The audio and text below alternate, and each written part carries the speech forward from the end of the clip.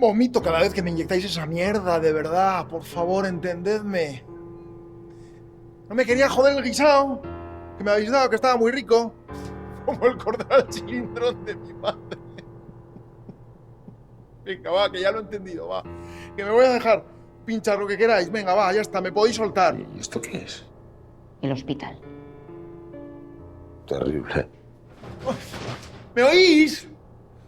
Esto es insoportable, me pica un montón la nariz. Pues no sabía yo que estaba tan masificado Hawái. Sí, no vuelvo yo ni a la fuerza, vamos. Pero no me ignoréis. Me pica mucho la nariz. Siempre se ha dicho que es la salvación para este tipo de economías. Por piedad cristiana, ni que sea. Básicamente están horrorizados con el turismo invasivo de hoy. No sé, que ir con mucho cuidado. Están malviviendo por tu culpa. Un brazo. Soltame un brazo. Yo estoy muy decepcionada, ¿eh? Claro, yo me imaginaba siempre Hawái pues como un lugar mágico, Me pica donde mucho. la gente es pues, feliz, haciendo surf. Oye, ¿me oís? ¡Eh! Será por la canción de Mecano. Es lo que dice. Hawái, Bombay, son dos paraísos. Pues esa canción genera una imagen muy distorsionada de la realidad. Va, por favor, soltadme. Que me voy a dejar pinchar. No me podéis castigar por no quererme pinchar vuestros venenos. ¡Esto es insoportable! Me pica mucho la nariz. Y aquí, la primera tienda de tablas de surf de Hawái. Es un business peculiar, auténtico. Y ráscale la nariz, de paso. Ay, gracias. Que Dios te bendiga. Sabía que tenías corazón. Que Dios os bendiga a los dos. Ahora que distribuyen a todo el mundo. Se ha convertido el surf en pocas décadas en un negocio súper rentable.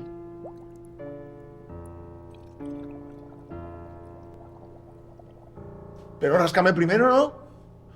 Primero lo importante.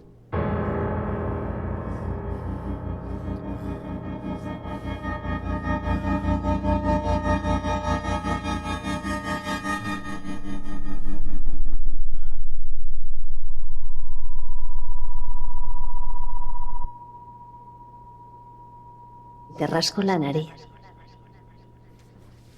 ¿Cómo? ¿Te rasco aquí? Ay, gracias. Y tráeme una almohada, por favor, por si vomito. Voy a buscar una almohada. ¿Y pudiste hacer surf? Sí, muy atentos los de la organización. Me prepararon unas clases con un hawaiano de verdad. A mí me encanta el surf. Me enamoré tras ver la película Veranos sin fin. ¿La conoces? No, pero creo haber leído algo sobre ella. Es de unos tíos que van pegando olas por todo el mundo. Van a una playa en Senegal y los del poblado, al verles con sus tablas, salen con unas puertas y se ponen a coger olas con ellas. Yo en el avión vi Point Break. Esa es la de Yaman Body, ¿verdad? La mejor película de surf de todos los tiempos para muchos. La mejor película a secas para mí. ¿Tiene lugar en California? En Los Ángeles. Pues yo estuve en otro congreso en Los Ángeles y estuve surfeando en Malibú. Tengo unos vídeos chulísimos. Vamos a mi despacho. Una ola óptima la de Malibú. He estado un par de veces en la costa oeste.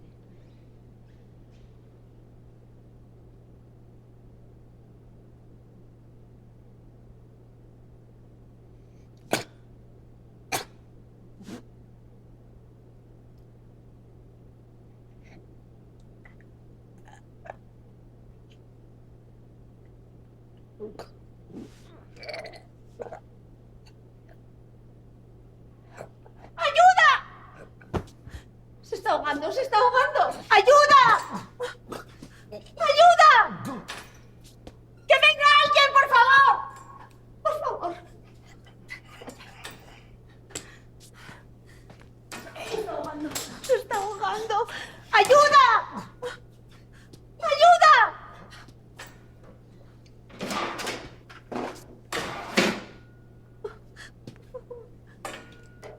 Ven aquí. Gírate, gírate. Quítate ahí. Respira. Respira. ¡Ayuda! ¡Que venga alguien, por favor!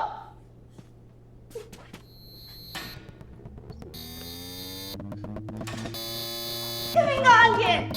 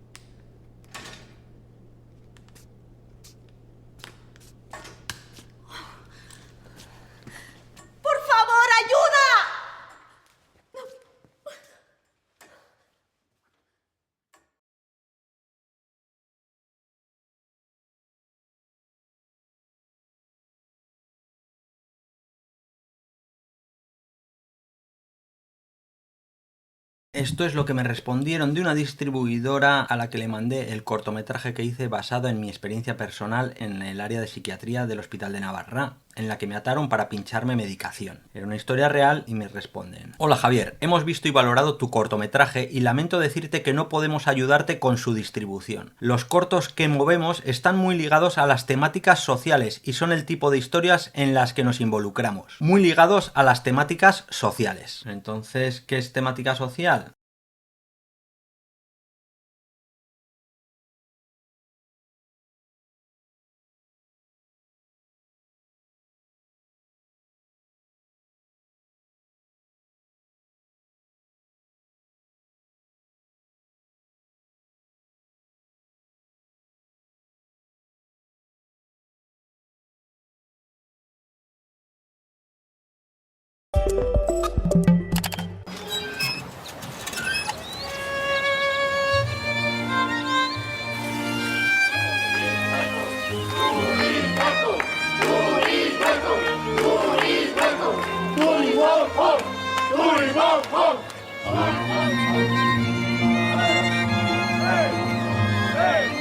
Yo es que detesto las fiestas del pueblo, pero todos los años vengo a bailar.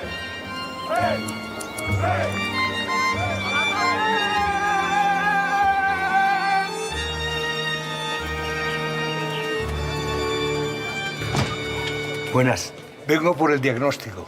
Pase. Estamos aquí todos un poco desquiciados, ¿eh? Esto es una pandemia. Y de esta no se libra nadie.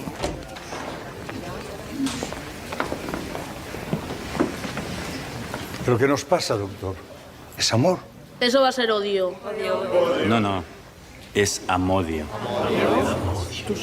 ¿Cómo que amodia? ¿Y eso es grave? Yo me encargo, doctor. En este país somos así. Nadie odia al 100% y nadie ama al 100%. Nadie es incondicional. ¿Cómo no nos lo han dicho antes? ¿No hubiéramos llegado hasta aquí? El amor se mezcla con el odio y viceversa. Y es que nos pierden los sentimientos. Somos hipérboles emocionales.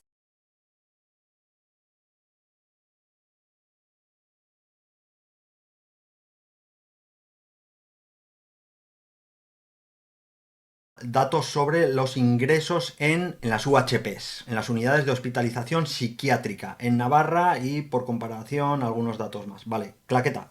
Entonces hemos visto el caso Andreas en Oviedo, que murió atada tras un montón de horas, no tenía ningún problema, tenía una enfermedad física real. Vieron que su madre había sido esquizofrénica y dijeron: no, esta chica no tiene ningún problema, es todo de aquí, la vamos a curar. Nosotros la mataron, la ataron en una cama y murió. El País. Andreas murió de meningitis tras 75 horas atada en la unidad psiquiátrica del Hospital Central de Asturias. Un juez ultima la investigación penal por el fallecimiento de una mujer de 26 años diagnosticada por error de una enfermedad mental. 75 horas atada en la unidad psiquiátrica. En Oviedo, 19 de abril de 2019. La última vez que Aitana vio a su hermana Andreas Fernández González con vida fue el lunes 24 de abril de 2017. Andreas había ingresado en la unidad psiquiátrica del Hospital Universitario Central de Asturias, UCA, el viernes anterior. Ahí supe que algo iba mal. Nadie muere de repente por un problema de salud mental, añade Aitana. Horas después, Andreas falleció. La autopsia reveló que su muerte se produjo por una meningitis linfocitaria, sumada a una miocarditis. Ambas habrían sido consecuencia de una infección grave que no se diagnosticó ni trató adecuadamente, ya que fue considerada paciente psiquiátrica. Durante la mayor parte del ingreso, casi 4 días, Andreas estuvo atada. Su familia no pudo visitarle porque el hospital no lo permitió. Esto es duro, ¿eh? 4 días atada y su familia no le pudo visitar. Según Aitana, Andreas debió ingresar en la UCI del hospital público, no en la unidad de psiquiatría. Fuimos varias veces a urgencias porque ella tenía amigdalitis aguda y porque empezó a oír ruidos en su cabeza. Cuando vieron en los antecedentes familiares que mi madre tiene esquizofrenia, dieron por hecho que Andreas también tenía una patología mental. En realidad se estaba muriendo por una meningitis, que era la que causaba los ruidos que escuchaba. Escuchaba unos ruidos en su cabeza, claro. la meningitis te va quemando por dentro, se producen ruidos dentro. Yo tengo ruidos a veces que me suenan para aquí, para allá. Eso es oír un ruido, sí, oyes tu tripa, etcétera, puede ser. No hicieron nada por salvar su vida y por eso he denunciado a 7 médicos por la vía penal, acusados de homicidio por imprudencia profesional grave, afirma Aitana. Cronología del caso. Abril de 2017. Desde principios de mes, Andreas Fernández González, de 26 años, acude en varias ocasiones al ambulatorio. Le diagnostican amigdalitis aguda. Andreas acude 2 veces al Hospital Universitario Central de Asturias el martes 18 de abril. El jueves 20, Andreas regresa al UCA. A las 22:58 ingresa de manera voluntaria en la unidad de psiquiatría. Y el viernes 21, por la mañana, Andreas decide que quiere irse. Esto es grave, ¿eh? La psiquiatra responsable del caso de Andreas considera necesario que siga internada por su estado de agitación. Estado de agitación, habría que ver. Una tía con amigdalitis que se está muriendo. No sé qué violencia puedes causar cuando tienes amigdalitis y te estás muriendo. Así que el ingreso se torna involuntario y se prescribe contención mecánica a las 13:38. Decir se prescribe contención mecánica ya es un lenguaje... Deciden atarla y tú de aquí no te vas. Contención mecánica es atada por manos, cintura y pies a la cama. Por 5 puntos te atan. Al día siguiente de ingresar no han pasado ni 24 horas. A una persona que en teoría tiene un estado de agitación, pero que en realidad se está muriendo de meningitis. Yo cuando me estoy muriendo no soy peligroso. O sea, es así. No tienes fuerza. Se va a morir dentro de 4 días. Vais a ver. Va a estar desde este momento hasta que muera atada. ¿Vale? Esto es el viernes 21. Vamos a ver qué día muere. Esta situación de privación de libertad se mantendrá desde esta hora hasta la muerte de Andreas. El sábado 22 el hospital comunica al juzgado de guardia el ingreso involuntario de la paciente a las 7 de la tarde, aunque esto, además de la contención mecánica, se había aplicado a las 13:38 del día anterior. Han pasado algo más de 30 horas, pese a que la ley obliga al hospital a informar antes de 24. Entonces vemos que no se avisa en el momento y luego otras 24 horas tienes de margen hasta que te vea el juez y luego el juez puede determinar otras 72, etc. Se te puede alargar a la semana fácil, ¿eh? Simplemente por una psiquiatra que tiene un poder superior al de un juez incluso, ¿vale? En la libertad de una persona por su estado de agitación, una persona que se está muriendo, ¿vale? Y eso es lo que ha juzgado esta psiquiatra. Y ahí está el psiquiatra de Asturias, por favor, llamarlo enfermedad, necesito un tratamiento, etc. Estos son los psiquiatras. Volvemos. Domingo 23. El forense de guardia visita a Andreas para valorar el ingreso involuntario. O sea, ya han pasado 3 días. El forense de guardia no se da cuenta de que Andreas tiene meningitis y se está muriendo. El lunes 24, el forense que había visitado a Andreas el día anterior para valorar el ingreso involuntario emite su informe favorable a la decisión del hospital. A primera hora de la tarde, Andreas entra en parada cardíaca y fallece a las 17:17. El lunes fallece. Martes 25. La jueza firma el informe elaborado por el forense sin saber que la paciente había fallecido el día anterior. Esto es lo que tenemos en España. Esto ha pasado. A mí me han atado contra mi voluntad y me han inyectado medicación que me ha dejado hecho polvo, etcétera, sin yo quererme hacer daño, sin hacer daño a nadie, después de 40 días ingresado. Y luego, los abogados, etcétera, mira. Aitana, de 23 años, presentó una denuncia tras la muerte de su hermana. Mi primer abogado quería ir por la vía administrativa. Decidió no aportar el historial clínico, por lo que la juez determinó que se trataba de una muerte natural y el caso se cerró. Pero yo quería ir por la vía penal. ¡Muerte natural! Así, Aitana, junto a una nueva abogada, Alejandra Gutiérrez, consiguió que el caso se reabriese en febrero de 2018. Entonces sí presentamos la historia clínica completa y pedimos que declarasen los 7 denunciados. Andreas tenía 26 años cuando falleció el 24 de abril de 2017, era licenciada en psicología y estaba opositando. Además de tener picos de fiebre, el análisis de sangre mostraba valores muy por encima de lo normal de la proteína C reactiva, de los leucocitos y de los neutrofilos. O sea, ya no es solo el tema de los psiquiatras de la unidad de psiquiatría de Luca, de Asturias. Es que fue antes al hospital porque tenía dolores y no le detectaron una meningitis. Claro, y hay mucho miedo a hablar, ¿eh? La comunidad médica se cubren entre ellos, etcétera, y hay miedo, ¿no? Mira lo que dice una médico que se mantiene anónima. En una persona previamente sana con un cuadro de alucinaciones auditivas de nueva aparición, es necesario descartar patología orgánica. O sea, descartar que realmente no esté teniendo algo, ¿no? Más aún si ese cuadro va acompañado de una infección, fiebre y leucocitosis con neutrofilia. Lo indicado en estos casos es realizar un hemograma, bioquímica, detección de drogas y una prueba de imagen TAC. Apunta una médica de urgencias que prefiere mantenerse en el anonimato. Claro, si el 90% de los psiquiatras de Asturias votan de presidente al que hemos visto ahí en el foro del país y de Johnson & Johnson, pues imagínate que no son el 90% de los psiquiatras de Asturias, los que están en esa asociación, pero es mentira, pero bueno. Madre con esquizofrenia, padre con depresión mayor, indica el documento médico. Ya está. Entonces pones el nombre de Beatriz Camporro, psiquiatra, ¿verdad? Esta es la mujer la que decretó el ingreso de Andreas, que está siendo juzgada, pero todavía no hay sentencia. ¿Dónde está Beatriz Camporro? Vemos aquí este artículo. El comercio de Asturias, el gran desafío de la salud mental, dotar de recursos a familias y colegios. Ya vemos los niños y... Miriam Suárez, Gijón, sábado 27 de mayo 2023. Foto.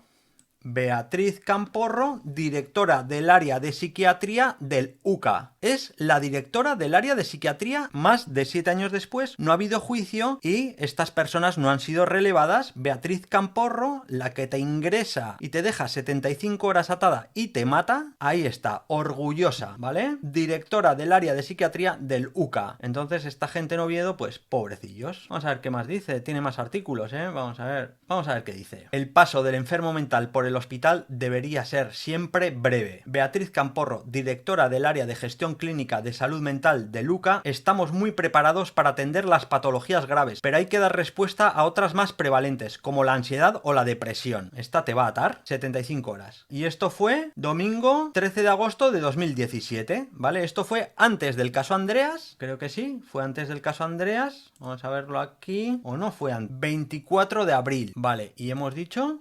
Ah, no, esto ya, ella en el comercio, esto ya había pasado. Beatriz Camporro, y esto fue domingo 13 de agosto de 2017. O sea, habían pasado ya 4 meses del asesinato de Andreas, básicamente. Aquí la tienes. El paso del enfermo mental por el hospital debería ser siempre breve. Beatriz Camporro, directora del área de gestión clínica de salud mental del UCA. Y aquí no hablan nada, de este marronazo de esta mujer. Hija de enfermero, hermana de psicólogo clínico y madre de una estudiante de medicina. Tiene otro hijo en bachillerato. El currículum de la psiquiatra Beatriz Camporro, Langreo 1965, revela que la mayor parte de su carrera profesional ha transcurrido en los despachos. Jefa de la Unidad de Coordinación de Salud Mental del SESPA entre 2007 y 2011, en 2005 fue la última directiva sanitaria en abandonar el antiguo manicomio de La Cadellada, en cuyos terrenos se levantó años después el nuevo Hospital Central Universitario de Asturias, el UCA, ¿vale? Encima de un manicomio crearon un nuevo manicomio y le llamaron de otra manera. Ah, y es que después de todo esto, después de lo de Andreas, fue ascendida. El pasado 31 de julio asumió la dirección de área de gestión clínica de salud mental del UCA y del área 4. ¿Es una plaza conocida por usted?, le preguntan. Sí, es una ventaja. Conozco mucho al personal. ¿Con qué recursos cuenta el área? 220 profesionales sanitarios, de los que 30 son psiquiatras y 16 psicólogos clínicos. En conjunto hay unas 109 camas en distintas unidades. ¿Está ajustado a la demanda actual? Pienso que los recursos siempre son escasos y limitados, pero lo primero que hay que hacer es ordenar bien lo que tenemos. ¿Cómo actúan con quien se niega a tomar la medicación? Cuando los servicios no captan a los pacientes con patología mental grave o los pierden, se activan fórmulas de atención comunitaria. En ese sentido, el equipo más ágil es el equipo de tratamiento asertivo comunitario. En casos en que ni aún así somos capaces de hacer un seguimiento, se recurre a fórmulas de tratamientos involuntarios, a incapacitaciones parciales para la salud. Aquí lo vemos, Gobierno del Principado de Asturias, Beatriz Camporro Roces, jefa de la Unidad de Coordinación de Salud Mental, Comisión de Formación Continuada. Vale, esta te va a enseñar a ser psiquiatra. Ah, y en FEAFES también, ¡Puf! En FEAFES también.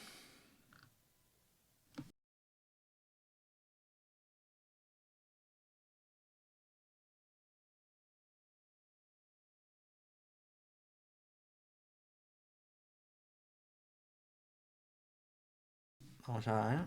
Camporro. El acto de clausura corrió a cargo de la gerente del Servicio de Salud de SESPA, Elena Arias, la jefa de salud mental Beatriz Camporro. Vale, aquí la tenemos. FEAFES, vamos a ver que están muy relacionados con la reina Leticia, que es de Oviedo. FEAFES en Google te lleva aquí, a la Confederación Salud Mental España. Vienes a la Confederación con el corazón en Valencia. Las personas con problemas de salud mental necesitan apoyo de manera urgente y un número de cuenta. Salud mental, la DANA, ahora están con la DANA. Vale, entonces estamos viendo quiénes son FEAFES. Son la Confederación Salud Mental España. Ahí vamos a ver a la reina Leticia, que es la misma que ha estado dando premios Princesa de Asturias a un medicamento para adelgazar, que mete en la cabeza de las mujeres gordas que están enfermas. Y luego ella está con la DANA de Valencia, con la salud mental de los valencianos, etc. Acto institucional del Día Mundial de la Salud Mental 2024.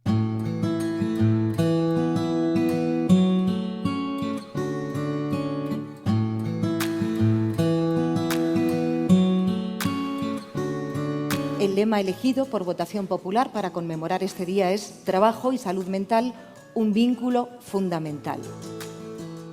Para las personas con problemas de salud mental, el trabajo tiene también una función terapéutica, al desplazar el rol de persona enferma por el de persona trabajadora.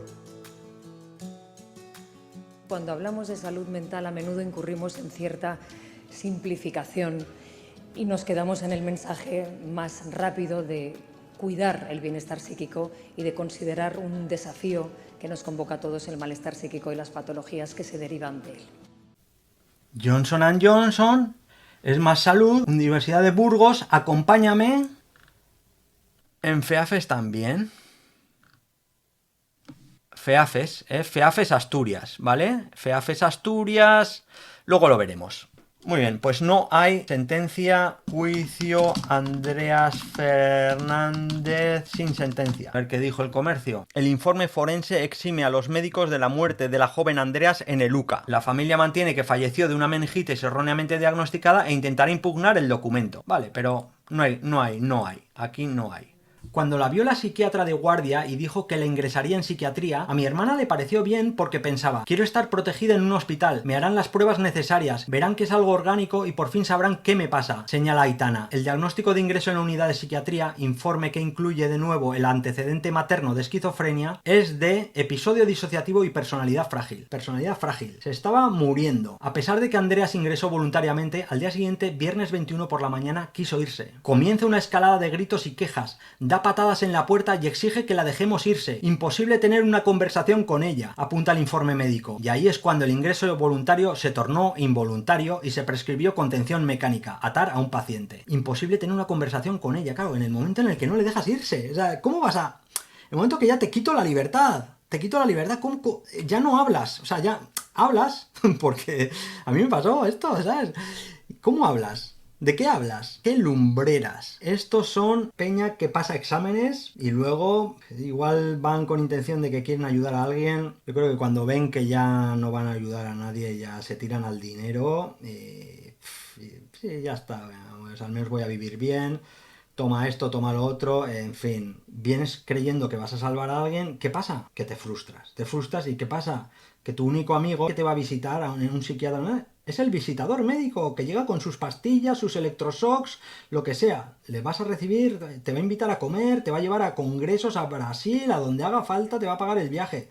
Le haces caso. Tu mejor amigo es el visitador y ya el paciente, ¿qué es? El paciente es, pues, la fuente de tu trabajo y... Ese día llamé al hospital. La psiquiatra Beatriz Camporro, que estaba al cargo de mi hermana, me dijo que le habían aplicado contención mecánica. Yo quería sacarla de allí, pero me dijo que la potestad sobre ella ahora la tenía el hospital, explica Aitana. Metes a un familiar y la potestad ya no es de la familia ni de ella, es del hospital. La doctora Camporro ha rehusado hablar, también Pablo Muñiz, director de Luca, y José Ángel Arbesu, responsable de coordinación de salud mental de Asturias, han rechazado hablar. ¿Cómo estará el tema? El comité de ética del UCA, encargado de analizar la labor asistencial a los pacientes, no ha respondido. El resto de médicos denunciados tampoco ha hecho declaraciones. Su representante legal, Javier Álvarez, abogado de todos ellos, ha explicado que la de Andreas es una muerte súbita, como puede haber muchas. Cuando es una persona joven es más desgraciado, pero la vida es así. No hay ninguna negligencia médica, añade Álvarez. Andreas permaneció atada a la cama desde el viernes 21 a las 13:38, según el informe médico. Hasta el momento de su muerte, el lunes 24 de abril a primera hora de la tarde, es decir, unas 75 horas seguidas sin poder moverse. La contención mecánica es una barbaridad, sobre todo si es prolongada en el tiempo. Andreas sufrió erosiones en los codos al intentar liberarse de las ataduras. La juez firmó la autorización del ingreso de Andreas el martes 25, sin saber que Andreas había fallecido el día anterior. El hospital ni siquiera avisó al juzgado de que mi hermana había muerto, apunta Aitana. Y esto es muy fuerte, ¿eh? El viernes por la noche, Andreas llega al nivel de postración, por efecto de la medicación, antipsicóticos y antidepresivos. Según recoge el informe médico, el agua le cae por las comisuras de los labios, no traga, no responde a estímulos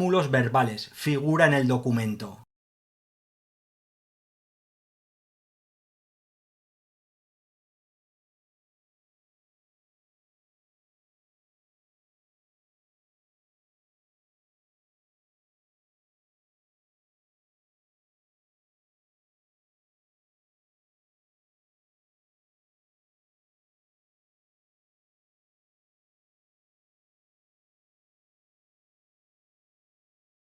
Le dan antipsicóticos y antidepresivos. Esto es lo que te pasa, cuando llegas allá. Estos hablan de luchar contra el estigma. Estos hablan de luchar contra el suicidio vendiendo esketamina. El sábado 22, Andreas pasó prácticamente todo el día dormida y febril, según el informe. El domingo también. Se encuentra muy somnolienta, no responde a estímulos verbales ni táctiles. No es posible realizar entrevistas, señala en el informe la psiquiatra de guardia del domingo, quien pidió un TAC y una analítica. Ese domingo llamé y pedí hablar con la psiquiatra de guardia. Le dije, por favor, hacedle una prueba. Tiene algo orgánico. Esto se lo decíamos a los médicos. La psiquiatra me dijo, por fin, que iba a hacer un TAC. En teoría se lo iban a hacer el lunes 24, pero ya fue muy tarde. Si se lo hubiesen hecho el domingo, habrían visto que tenía meningitis y mi hermana quizás seguiría viva, relata la hermana. Ahora la investigación, esto es obvio, y por eso se acusa de problemas mentales a gente cuando se le quiere desacreditar. Esto es el estigma. Cuando la gente sabe que una persona tiene un problema psiquiátrico, ya no la ve del mismo modo. Y los profesionales tampoco. Los profesionales son los que más estigma tienen. Ellos tienen el estigma y se lo ponen a los que ellos tratan de enfermos mentales. El estigma lo tienen ellos, en realidad.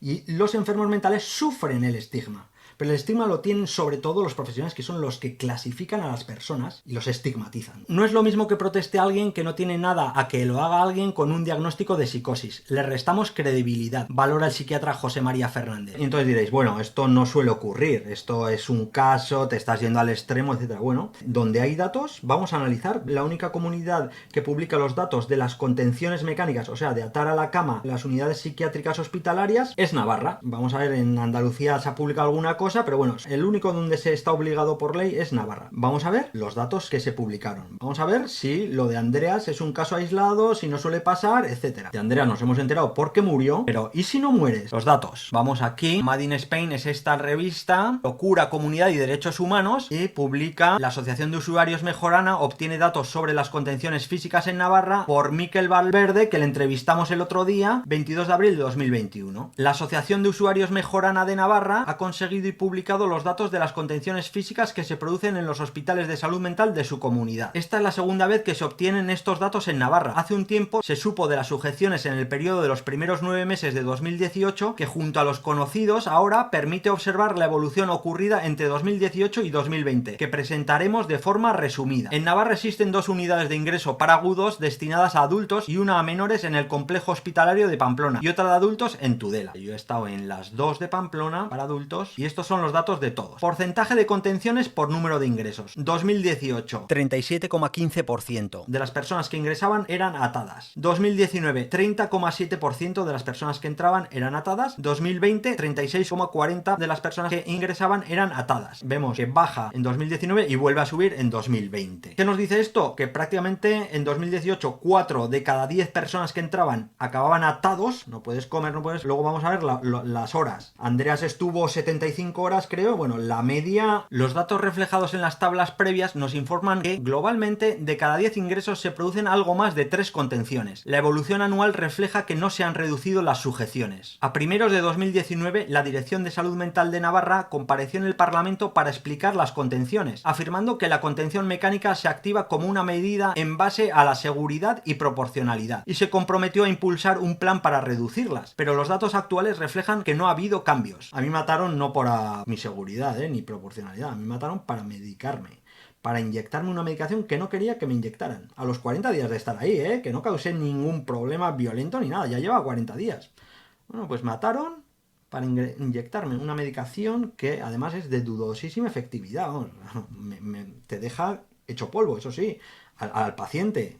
Pero modalidad de contención, 2019, el 68% son por 5 puntos, aquí, tobillos, cintura, y en el 2020 crece, 78%. La duración de la contención es también un elemento relevante. Duración promedio. ¿Cuánto tiempo está atada la gente de media? 2019, 15 horas 56 minutos. 2020, 19 horas 49 minutos. Estás casi un día atado a una cama, Eso es durito. Y duración de la contención por horas, en 2020, más de 48 horas, 9,6%. O sea, 1 de cada 10 de los que era atado, más de 2 días atado. Más de 2 días atado. Y parece que se ha reducido porque los datos en 2018, la duración en el complejo de Pamplona era 23 horas 20 minutos. En el Reina Sofía de Tudela, 6 horas 40 minutos. Y el complejo hospitalario de Pamplona menores, 28 horas y 2 minutos. 28 horas la media de cada niño atado en estos centros psiquiátricos, de curación, en estos centros hospitalarios de salud mental. Le llama salud mental a atar a un niño 28 horas. a una cama por 5 puntos. Algunos comentarios sobre los datos de las contenciones en Navarra. El número de contenciones parece mantenerse estable en la Comunidad Foral de Navarra. La Dirección de Salud Mental, cuando se hicieron públicos los datos de 2018, se comprometió en el Parlamento de Navarra a reducir a la mitad la contención mecánica en 5 años. Dijo que se trataba de un ambicioso plan de humanización y mejora de la calidad de los servicios, pero los datos muestran que no se están consiguiendo resultados en esa dirección. Hace solo unas semanas la Dirección de Salud Mental fue sustituida y está por ver lo que hará en este campo. Los datos que la nueva dirección ha proporcionado son menos precisos que los obtenidos en 2018. Pues vamos bien. Además, se podía percibir que los pacientes atendidos en Pamplona tenían mayor probabilidad de ser sujetados y durante mucho más tiempo que los que ingresaban en Tudela. Al comparar estos indicadores, se podía pensar que se atendía de forma muy distinta a los pacientes agudos en ambos lugares. Los datos recogidos ahora muestran que aproximadamente el 20% de las contenciones duran más de 24 horas y en 2020 casi el 10% duraban más de 48 horas. En los datos recogidos en 2018 solo se conocía su duración en el 28% de las contenciones, porque en el resto no se registraba. Claro que hay un problema, el que registra los datos puede mentir, etcétera, ¿vale? Estos son datos a la baja, digamos, estos son datos de optimismo. La realidad igual es peor. Seguramente sea peor. La ausencia de este dato, el de la duración de las contenciones, en el 72% de los casos, era especialmente inquietante, ya que podría reflejar cierta despreocupación en relación al tema de las sujeciones. Claro, si tú no apuntas cuánto ha durado la sujeción, apuntas, vale, le he atado. Pero ¿durante cuánto tiempo? Si no lo apuntas es que no le das importancia. O sea, ¿cómo no le das importancia a un dato muy, muy relevante? Puedes marcar la vida de una persona para siempre con un encierro en una habitación atado por 5 puntos que no te puedes rascar la nariz. Esto es duro, ¿vale? Y no lo apuntas. El 20% son más de un día atados, ¿eh? Y hay un 10% que son más de 2 días atados. Más de 48 horas atado a una cama, ¿eh? Esto es donde se sabe y apuntado por los que lo hacen, ¿vale? La realidad, a saber. Los datos reales, ¿vale? Y donde no se sabe y donde no se apunta el resto de comunidades del Estado español, pues imagínate. Y hay noticias preocupantes. Se puede intuir esa desidia en las sujeciones cuando se tiene en cuenta que hasta el 2018 no se empezó a recoger de forma sistematizada la actividad de las contenciones, de un modo similar a cualquier otro suceso, como por ejemplo la dosis extra de una benzodiazepina, a pesar de que una sujeción es una intervención mayor. O sea, una dosis extra de una benzodiazepina la apuntaban y la apuntan.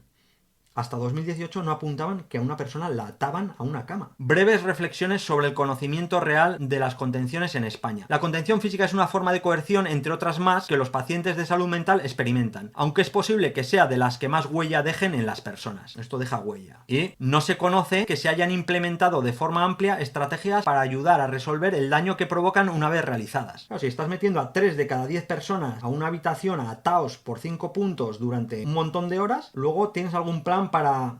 Eso te marca, eso te afecta. Ha sido por un problema, un malestar y has acabado atado a una cama durante un montón de horas. ¿Hay alguna forma hay algún plan pensado para ayudar a gestionar esa situación, ¿no? ¿Has sido atado? No, ninguna.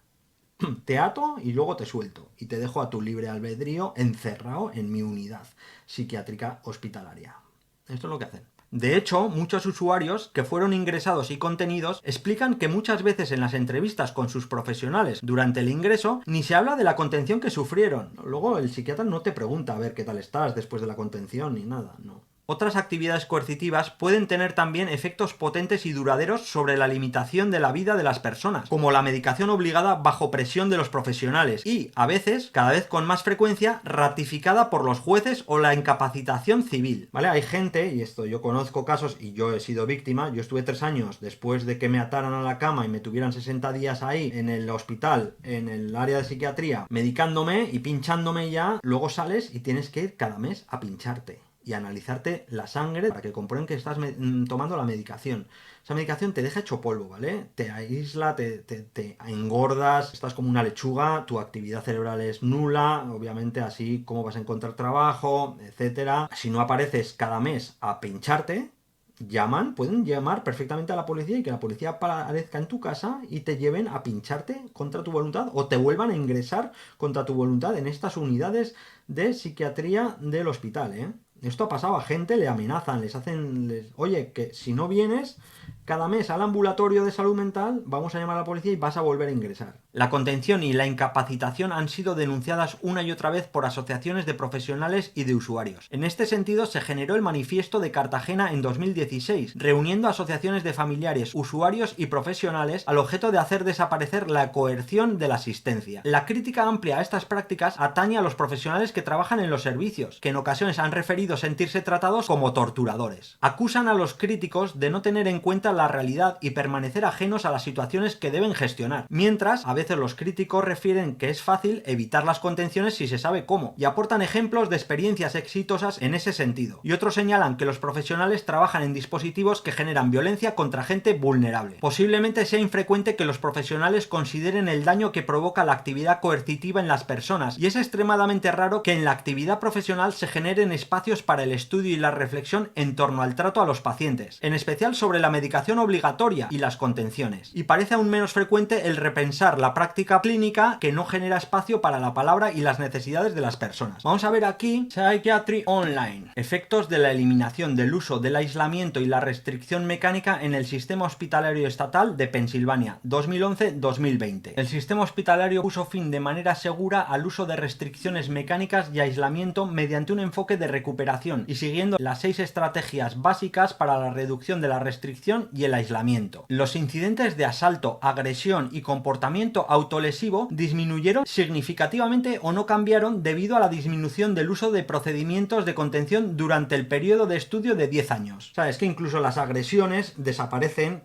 y la violencia baja porque te sientes menos amenazado, claro. En el momento que tienes delante a un tío que tiene el poder de atarte a una cama durante 48 horas, esa persona te produce un estado de inquietud, ¿vale? No necesito un juez para atarte y tenerte 24 horas, 48 horas en la peor pesadilla de tu vida. Entonces eso disminuye el nivel de conflicto, claro, el que no tenga el de enfrente un poder tan grande sobre ti. A pesar de las preocupaciones de que poner fin al uso del aislamiento y la contención en los centros de salud mental conduciría a un aumento de las agresiones y las lesiones, la experiencia ha sido la opuesta. Las personas que han experimentado aislamiento, restricción o administración forzada de medicamentos perciben que estos procedimientos son irrespetuosos y dañinos, violan los derechos humanos y comprometen la confianza y las relaciones terapéuticas. Claro, esto me pasa a mí, yo voy a pasear todos los días y paso delante del hospital muchos días, digo, guau, es que estos me enganchan aquí, me meten para adentro, el juez se entera dentro de... Igual ya estás muerto para cuando se entera el juez, como puede ser el caso de Andrea. Yo he vivido estar atado en una cama para que me inyecten medicamentos que duran un mes en tu cuerpo, o pueden llegar hasta durar 2 meses en tu cuerpo y te dejan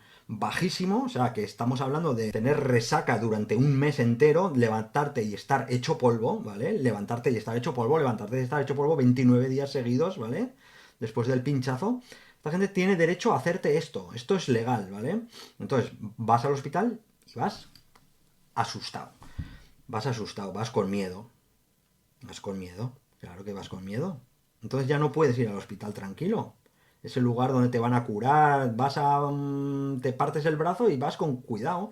Van a mirar en el historial, van a ver cosas, tal, igual, pues es así. A la mínima que te comportas un poco raro, bueno, venga, para adentro, sin juicio. Porque esto es mucho más que tú le das un puñetazo a alguien en la calle, tiene que haber un juicio, etcétera, etcétera. No, esto es para adentro. Para adentro porque sí. Y luego tu salud, claro, porque te están dando cosas fuertes. Además, el uso de procedimientos de contención y medicación forzada sigue generando preocupaciones sobre la seguridad de los pacientes y el personal en todo el mundo. Claro, ¿y por qué no se hace? Porque esto es trabajo, claro, esto es un cambio. Las intervenciones que han resultado eficaces para evitar el uso de la coerción requieren el compromiso de todos los miembros del equipo. Esto es trabajo, tú ya no tienes que ir a trabajar 8 horas, le ato, me lo quito de en medio y tal, no, ya ahora tienes que hablar con todos, etcétera. Esto requiere un cambio, y un cambio, pues si tú eres un tío que no, pues no cambias nada. Además el psiquiatra, ¿qué es? El psiquiatra está en un Hawái, en un congreso o tal, el jefe de los psiquiatras está en un congreso que le han pagado las farmacéuticas, entonces que no se quiere pinchar algo, lo atas y se lo pinchas y ya está, y le pinchas en la medicación, ¿eh? Y esto va bien para el que me paga los viajes a dar conferencias a Hawái.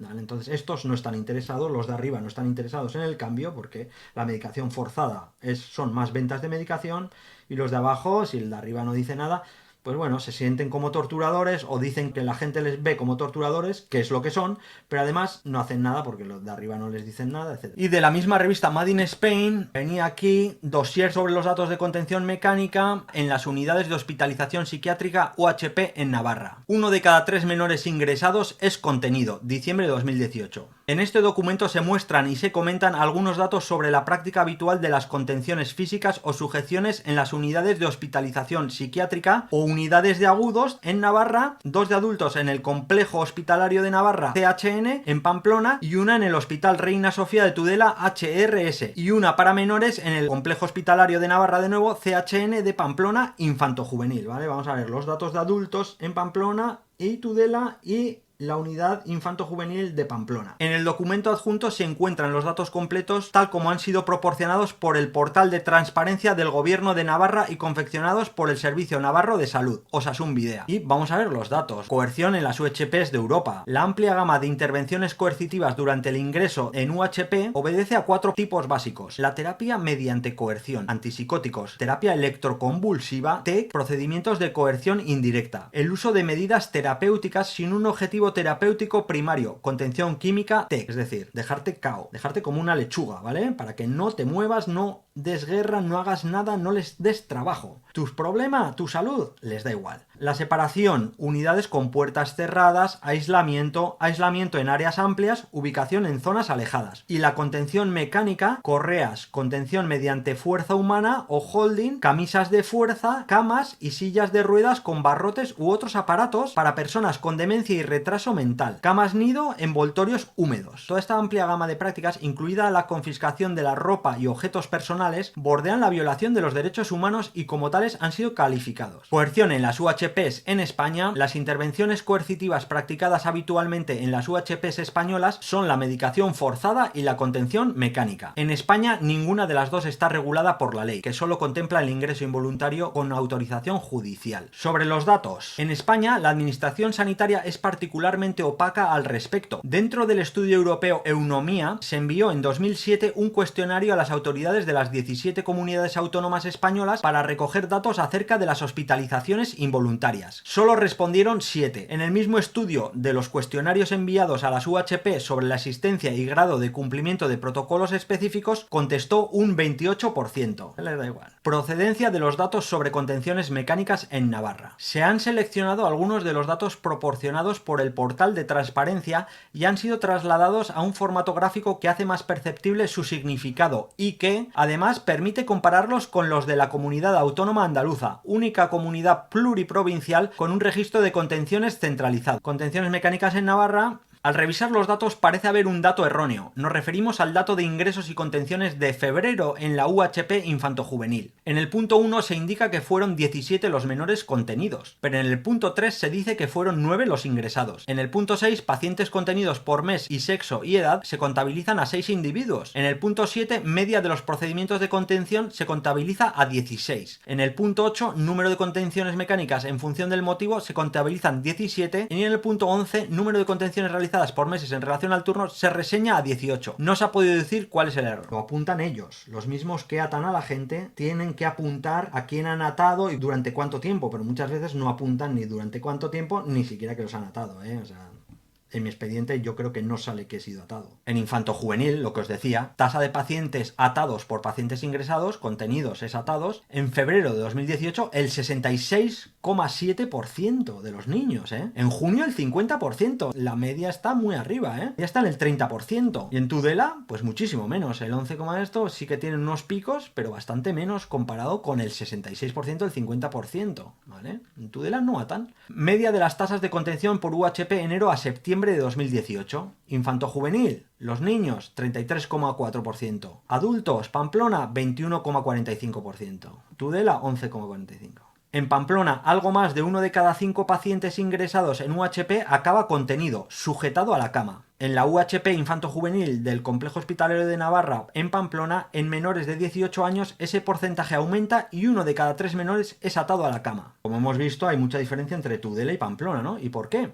Los datos pueden ser muy diferentes en hospitales pertenecientes al mismo sistema sanitario, incluso entre unidades pertenecientes al mismo hospital. Lo decisivo son las jefaturas, la cultura de cada unidad, la formación y la dinámica del equipo y su voluntad de atar o de no hacerlo. Es el equipo el que decide. Los datos de Tudela, algo más de un paciente contenido de cada 10 ingresados, parte baja de la horquilla andaluza, parecen reflejar una filosofía y una práctica diferentes en el trato a los pacientes. Mira, y aquí lo refleja, lo que os decía yo de Guantánamo. Yo estuve en Guantánamo la primera vez que me ingresaron. Entre usuarios y antiguos usuarios de la UHP de Virgen del Camino se la conoce como Guantánamo. La UHP de Virgen del Camino es Guantánamo, sí, y el otro es el Caracol. Unidades de UHP en Andalucía y vemos tanto por ciento de pacientes atados, depende de la unidad. Es que estos son unidades, no son meses. La unidad 4 ató al 10% de los pacientes y la unidad 2 al 25,86%, ¿vale? Esto depende pues bueno, depende de la gente. Y hay diferencias pues desde el 7,91 de la unidad 17 al 25,86. O sea, tú entras en la unidad 17 y tienes un 8%, por redondear los datos, de ser atado. Tú entras en la unidad 3 y tienes un 26%. 3 veces más posibilidades de acabar atado. Por sexo, pues vemos que hay más posibilidades si eres hombre que mujer en el complejo hospitalario de Navarra en Pamplona para adultos. Pero en el mismo complejo hospitalario de Navarra en Pamplona, en la parte infanto-juvenil, las niñas 53% y los niños 43%. O sea, si eres niña es más posible que te aten en Pamplona que si eres niño. Resulta notable la contención de la UHP infanto-juvenil del complejo hospitalario de Pamplona, donde se ha llegado a contener a un niño de 11 años, a una niña de 12 años, a 3 niñas y un niño de 13 años. Se sabe por las referencias de profesionales que en ocasiones también han sido contenidos niños con 10 años y menos y menores con discapacidades intelectuales y motoras. No siempre apuntan lo que hacen, pero hay gente que habla. El motivo de la contención más frecuente es la agitación y desorganización conductual que, como muestra el gráfico, alcanza al 47% de los casos en el complejo hospitalario de Navarra, seguida por heteroagresividad o riesgo de heteroagresividad en el 27% y la autoagresividad en el 17%. Y la explicación. Agitación y desorganización conductual suponen un concepto vago en el que pueden caber conductas de muy distinta índole y de impacto sobre el entorno muy distinto. Desde luego son algo muy distinto al riesgo o presencia de conductas heteroagresivas que puede dañar a otros o autoagresivas que puede dañarse a sí mismo. Ya utilizan lenguaje raro y tal, ¿no? Y unos conceptos difíciles de entender. ¿Qué coño es la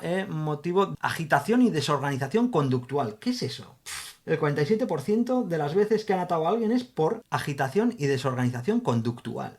Concepto vaguísimo. A mí, para inyectarme medicación. Es que es así. O sea, yo eso es lo que he conocido. Y luego hay otros motivos. 1 de cada 10 es por otros motivos. ¿Qué son otros motivos? Ni se sabe. Llama la atención el capítulo de otros motivos que en el complejo hospitalario de Navarra alcanza al 9%. Son razones de muy distinta índole. Entonces eso de que no, porque se va a suicidar, va a hacer daño a alguien. Esto es el 17% autoagresividad y el 27% heteroagresividad. Eso es sumado 44%. El 17% que se quieren hacer daño a sí mismos, el 27% que quieren hacer daño a alguien y el 56% restante, más de la mitad, otras razones o agitación y desorganización conductual. El mayor caso, agitación y desorganización conductual. Conclusiones finales. La contención mecánica es una actividad frecuente y sistematizada en la práctica clínica de las UHPs navarras, mucho más frecuente de lo que piensan los profesionales, los usuarios, la opinión pública y los gestores y políticos. En Navarra, esta práctica consiste en atar a la persona a la cama y dejarla sola en la habitación, tal vez en una habitación con vigilancia mediante una cámara con visitas espaciadas cada cierto tiempo. 3. La contención mecánica se considera internacionalmente una experiencia traumatizante para quien la padece. Los estudios indican que hasta el 80% de las personas que la padecen podrían ser diagnosticadas de un trastorno de estrés postraumático debido a una experiencia que se añade y o activa el sufrimiento mental previo. Ya entras mal y te añaden un trastorno de estrés postraumático porque has estado atado. 1 de cada 5 pacientes que ingresan en las UHP de Pamplona es contenido. En el caso de menores y niños que ingresan es 1 de cada 3 niños. En la UHP de Tudela es de 1 de cada 10. Son tasas verdaderamente altas. Y 5. La UHP infanto-juvenil del complejo hospitalario de Navarra es la que tiene la mayor tasa de contenciones. 1 de cada 3 menores. Es también donde las contenciones duran más, con una media de algo más de 28 horas, donde la modalidad de mayor inmovilización se aplica con mayor frecuencia, más del 76% de los casos la de 5 puntos, y donde menos se utiliza la modalidad de menor inmovilización. 6. Si tenemos en cuenta que muchas veces la heteroagresividad surge como respuesta a situaciones de coerción en las que se limita a la persona y, en este caso concreto, muchas veces al rechazo al ingreso, seguramente una parte de estas situaciones puede manejarse de forma eficaz de otra manera. Existe una amplia literatura de investigación al respecto. Esto pasa, ¿eh? Cuando te meten ahí contra tu voluntad, como me pasó a mí, y ves que cierran la puerta, y ves que hay varias puertas y que cierran y que te quitan el móvil, te quitan todo, tal... entras con la policía en muchos casos, ¿eh? Vale, yo en unos sí, en otros no. Te cambia el chip, ¿eh?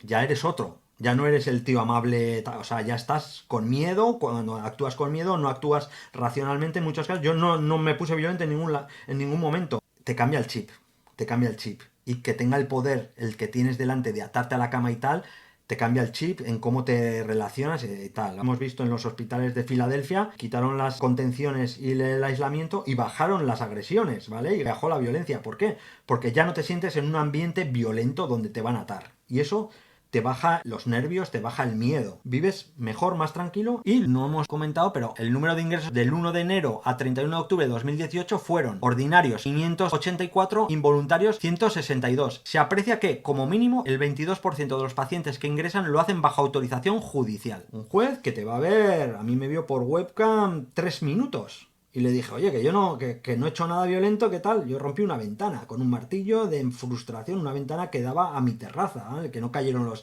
cristales a la calle. O sea, fue un momento de crisis, tal, no me funcionaba el ordenador, llevábamos 2 semanas de pandemia, necesitaba salir a la calle, me sentía muy mal y de frustración rompí un cristal con un martillo que daba a mi terraza. Eso es lo que hice.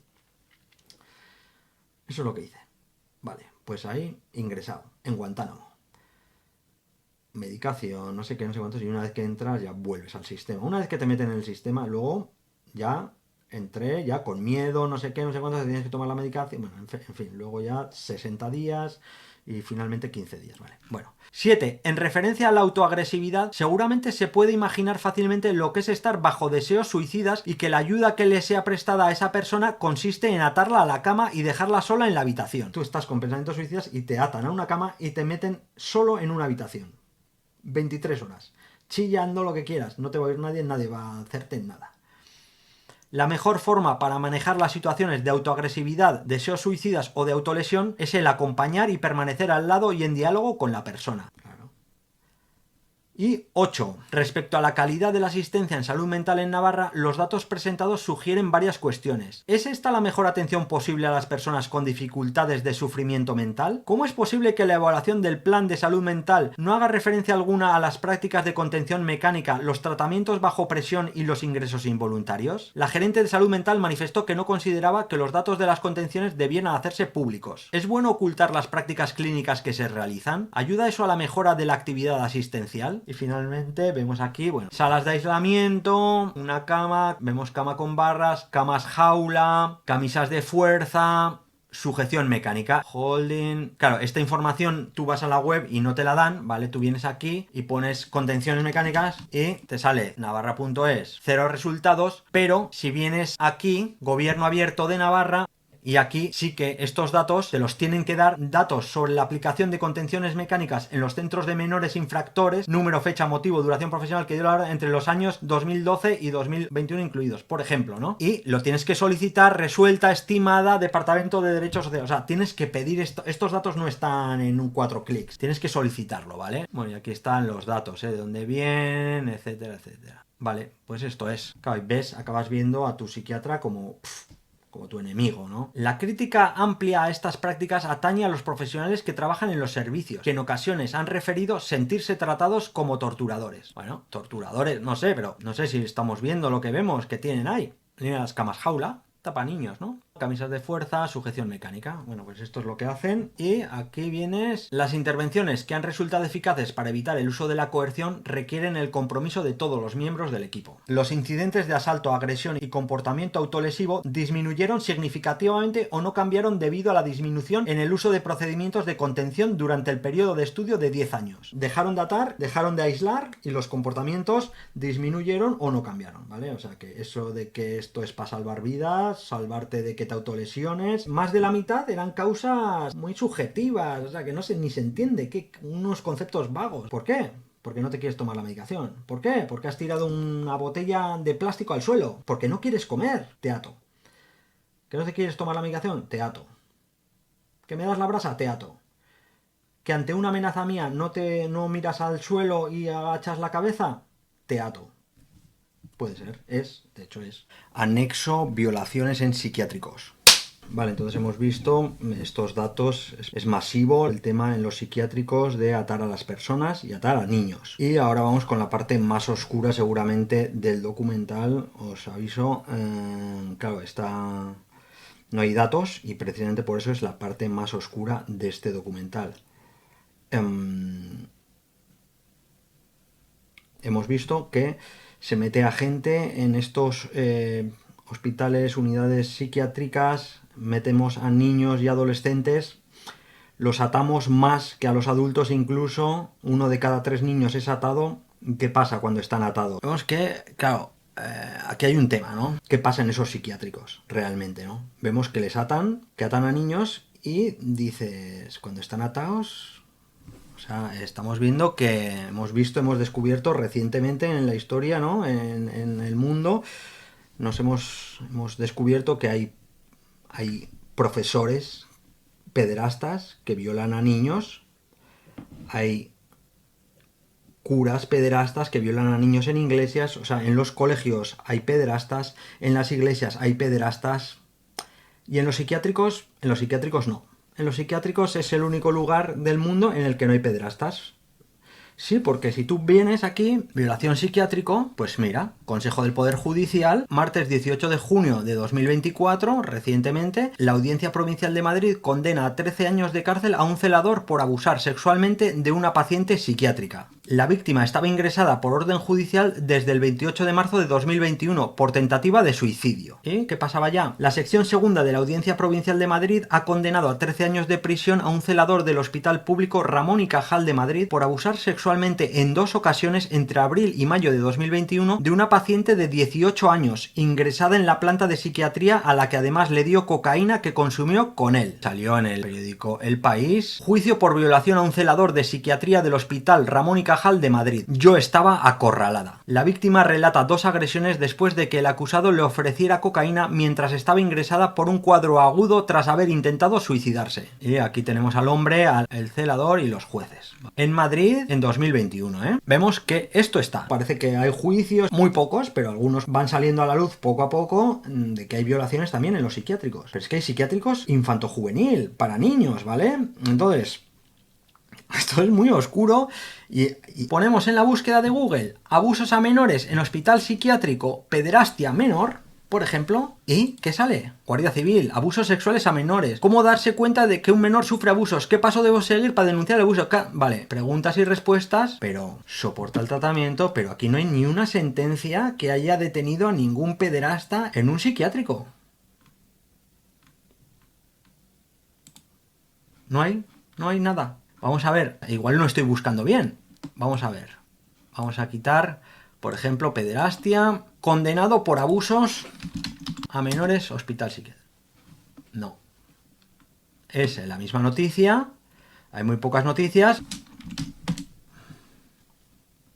Nada.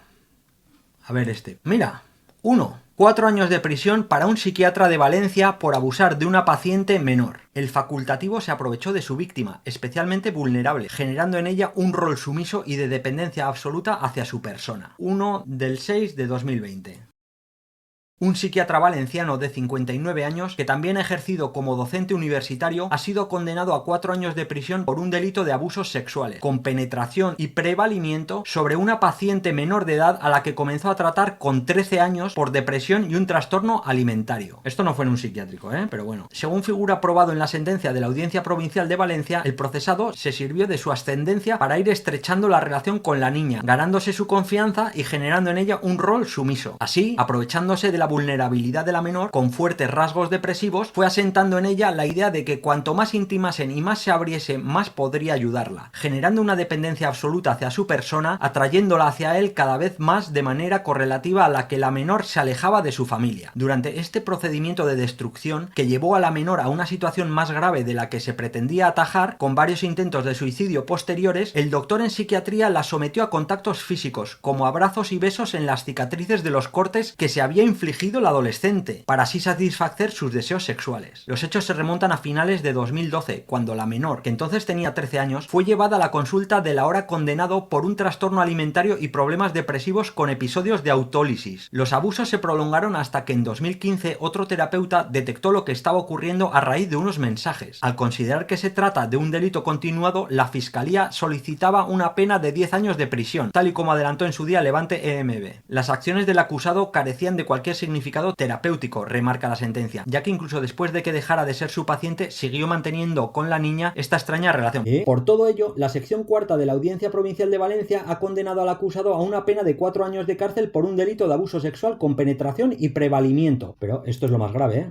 5 años de inhabilitación para el ejercicio de cualquier actividad relacionada con el tratamiento psicológico de pacientes. Esto es del 1 de junio de 2020. O sea, el 1 de junio de 2025 en España puede ejercer la psiquiatría. Bueno, pues hay un caso de psiquiatras que abusan de menores, pero esto no fue en un psiquiátrico, ¿eh? En un psiquiátrico no hemos encontrado. Incluso yo aquí en Pamplona, este psiquiatra de la Clínica Universidad de Navarra en San Fermines mató y empezó a descuartizar a su compañera de trabajo, una enfermera de la Clínica Universidad de Navarra, en pleno San Fermines. Se intentó deshacer del cadáver, etcétera. Bueno, y era psiquiatra. O sea, hay psiquiatras buenos, psiquiatras malos, y en los psiquiátricos, pues ahí entran los niños y no estamos viendo denuncias, estamos viendo cosas, puede haber casos, pero no hay ni una denuncia de abusos a menores dentro de un psiquiátrico. Hay abusos a una chica de 18 años en Madrid, que ya eso es adulto, pero menores de 18 años en infanto juvenil no hay ni una sentencia ni ninguna noticia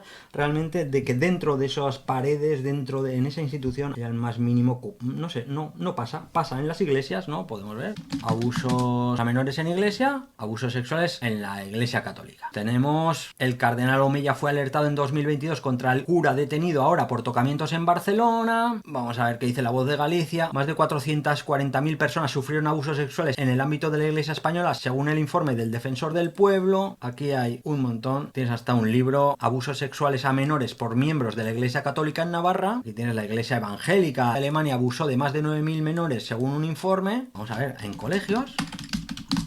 El Correo de Vizcaya investigan un caso de abuso a 2 niños de 5 años en un colegio vizcaíno. Vamos a ver El País. Los Mossos investigan a un profesor de una escuela de Barcelona por abusos sexuales a menores. Los hechos tuvieron lugar presuntamente fuera del colegio y el centro apartado al docente. Pero en centros psiquiátricos a menores no hay ni una denuncia, no, ahí no pasa nada. Es justo en el lugar de donde nos acabamos de enterar que atan a 1 de cada 3 niños durante 28 horas de media, te tienen atado a una cama. Allá no hay ni un pederasta, ni uno, nada. En la iglesia sí, en los colegios sí. En el centro psiquiátrico aquí, nada, cero. Los centros psiquiátricos, ahí no hay pederastia. Eso es lo que debemos de creer.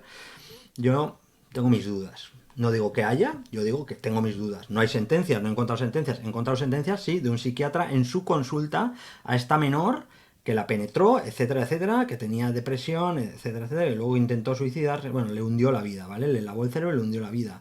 He visto a este celador que le daba cocaína a esta chica de 18 años, pero 18 años ya es adulta, ¿vale? En el Ramón y Cajal de Madrid, pero no hay más. Y hay muy pocos ya de adultos, y de infantil, nada, cero. Esto es sospechosísimo. Esto es muy sospechoso, ¿vale? Esto es muy oscuro. Esto es muy oscuro. Y luego, eso es. O sea, hay psiquiatras que son asesinos. O sea, psiquiatra Sanfermines, vamos a ver.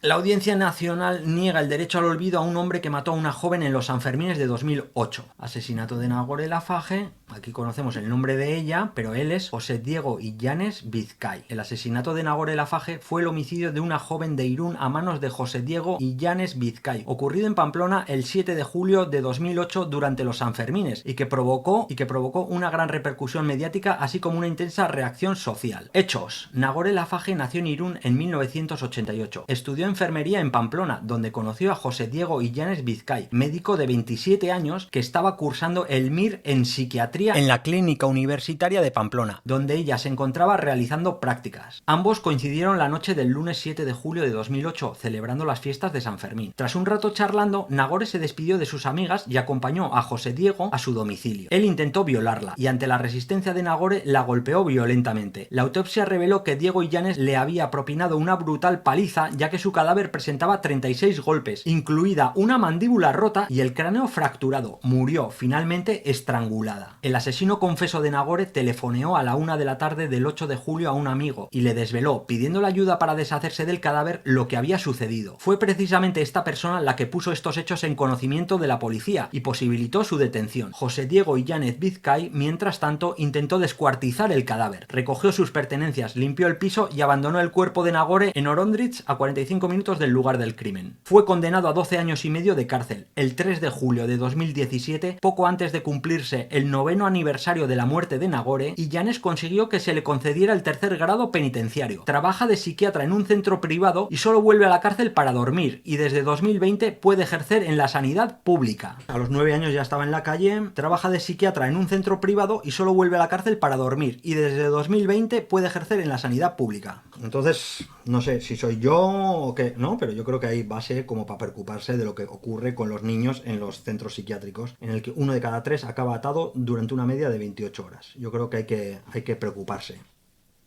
Hay que mirar ahí, ¿eh? Y esto es ya la conclusión de todo esto, ¿no? Porque al final es muy destructivo, muy oscuro, ¿no? El tema de que aparentemente o una de dos, o el lugar más seguro en el mundo para un niño es un manicomio, una unidad de hospitalización psiquiátrica donde no hay violaciones de niños, donde no hay pederastas, o los datos son preocupantes porque no hay. Y eso es el verdadero peligro y el verdadero miedo que tengo yo, que si no hay denuncias por violaciones dentro de psiquiátricos es porque están ocurriendo y es tan opaco todo, que es como como las contenciones mecánicas, como el atar a los niños, pues que están ocurriendo y no se saben, y eso es impunidad. Y en la impunidad es como las moscas a la miel, los pederastas a los psiquiátricos, ¿vale? Esto puede ser que pase, ¿vale?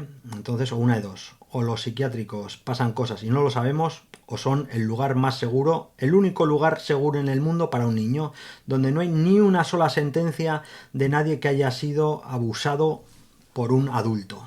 El psiquiátrico puede ser el lugar más seguro de España para un menor, según los datos, ¿no? O lo que es más preocupante, que estén ocurriendo cosas y no se sepan. Y la impunidad es lo más peligroso.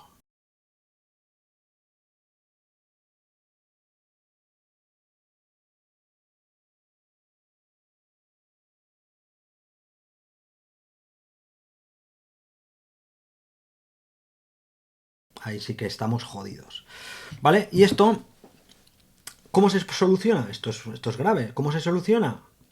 Vemos que hay psiquiatras que funden el cerebro de sus pacientes para penetrarlas. Vemos que hay psiquiatras que le rompen la mandíbula a su cita de esa noche, le aplastan el cráneo, la matan, la descuartizan, siguen ejerciendo la psiquiatría. Los dos pueden ejercer. Uno la ejercerá a partir de junio de 2025, el otro ya puede ejercer la psiquiatría en la salud pública y ya la está ejerciendo en un centro privado, ¿vale? Estos dos psiquiatras, pues bueno, son un ejemplo bastante rápido. Ya veis que no hay datos, que hay una impunidad total. Entonces, bueno, esto que vemos, ¿qué nos dice? Pues que un psiquiatra, lo hemos visto con el caso Andreas, te puede meter en una unidad psiquiátrica contra tu voluntad, tu familia no te puede sacar, ¿vale? Te puede atar durante 75 horas y que el juez se entere de que estás atado cuando ya estás muerto. Entonces vemos la conexión entre psiquiatras y jueces no funcionan. Los psiquiatras tienen 24 horas para comunicarse con el juez, o sea que te pueden tener 24 horas contra tu voluntad, sin juicio, sin nada. Eso no lo puede hacer ni un policía, ¿vale? Ni un policía lo puede hacer. Y un psiquiatra lo puede hacer en su unidad psiquiátrica del hospital, ¿vale? En el hospital al que vas a curarte, al que vas con un malestar, te pueden encerrar 24 horas sin comunicárselo al juez. Se lo comunican al juez. El juez, para cuando lo recibe y tal y cual, pueden pasar otras 48 o 72 horas. o puede ser que se entere el martes el juez, ¿vale? Como en el caso de Andreas. Entonces, el psiquiatra te puede tener 24 horas, cosa que no puede ni un policía, tiene más poder que un policía, un psiquiatra, con las personas que están enfermas mentales, que están curando, que están protegiendo. Estamos viendo que pueden violarte dentro de un centro psiquiátrico, nadie te va a creer, ¿vale? Hay muy pocas denuncias, muy pocas sentencias, y estamos viendo que esos psiquiatras tienen mucho poder, más poder que un policía, y no quieren renunciar a ello. Porque dicen, no, que nos llaman torturadores, que nos miran mal. Tú tienes muy fácil hacer esto. Renuncia a tu poder de encerrar a gente contra su voluntad, y empezamos a hablar. Y ya, renuncia a tu poder. Renunciar al poder es muy duro para esta gente. El dejar de sentirse dioses, ¿vale? Esto es porque se sienten dioses en el fondo. Ellos pueden encerrarte 24, 48 horas, te pueden dejar 75 horas atado a una cama, y eso es mucho poder. Y renunciar a ese poder, pues les cuesta. Y no han renunciado, y no renuncian, y no se manifiestan. Hay muy poca gente que se manifieste en contra de todo esto, ¿vale?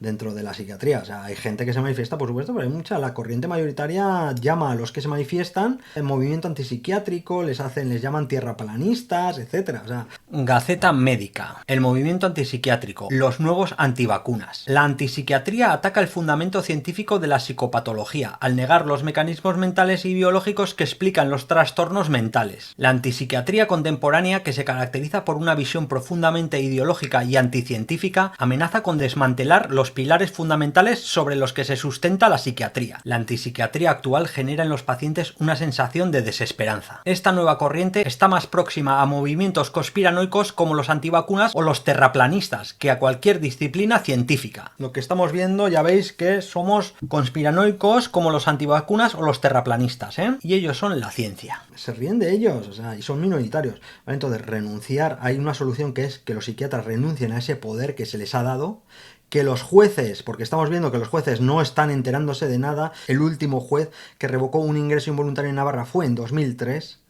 Estamos en 2024, han pasado 21 años, no ha revocado ni un juez lo que le dice el psiquiatra. El psiquiatra dice, a este lo encerramos. Y el juez no le ha dicho que no en 21 años. El juez no le ha revocado una orden de internamiento involuntario a un psiquiatra en 21 años. En los últimos 21 años. La última vez fue en 2003. Entonces los jueces, lo que le dice el psiquiatra, va a misa. Mira el poder que tiene un psiquiatra, ¿eh? El juez no le lleva la contraria, no se entera de nada, él sabe de leyes, él no sabe de psiquiatría, ellos están enfermos, a ellos les venden, oye, que tome esta medicación, que tome la otra, y ya está.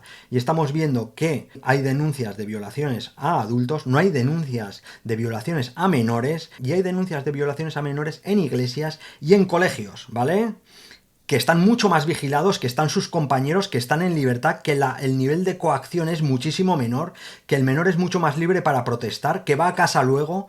En esos centros donde están ingresados, en esos psiquiátricos donde están ingresados estos menores, que llegan a estar, que 1 de cada 3 lo van a atar a la cama 28 horas de media, ¿vale? Esos menores están aquí, asustados, ¿vale? Igual lo denuncian, igual les han dado una medicación que te deja como una lechuga y luego te violan. Es que te puede pasar.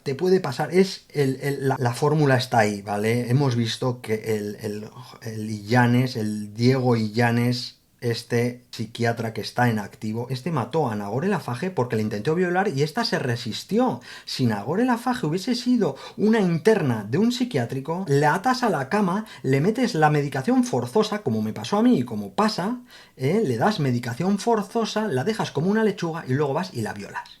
Esto puede pasar, no hay denuncias, además, hay muchas menos denuncias en un psiquiátrico donde tienes todo este poder que en ningún otro lado, ¿vale? Lo cual es súper sospechoso porque es muy opaco, etcétera, ¿vale? Entonces, estos psiquiatras no renuncian a su poder de encerrar a la gente, y ese es el primer punto que hay que tocar. Los psiquiatras no pueden tener tanto poder, y los jueces no pueden ser tan seguidistas de lo que le dice un psiquiatra. El juez tiene que cuestionar al psiquiatra, no seguir todo lo que dice 21 años seguidos. Ni un juez en todo Navarra nunca le ha dicho que no a un psiquiatra que ingrese a una persona contra su voluntad. ¿Qué es esto? Yo creo que ha quedado claro, pero que no haya denuncias de pederastia en los psiquiátricos es sospechoso, que los jueces no contradigan nunca las órdenes de ingreso involuntario de un psiquiatra es sospechoso, y que se pueda medicar contra la voluntad de la gente es perjudicial.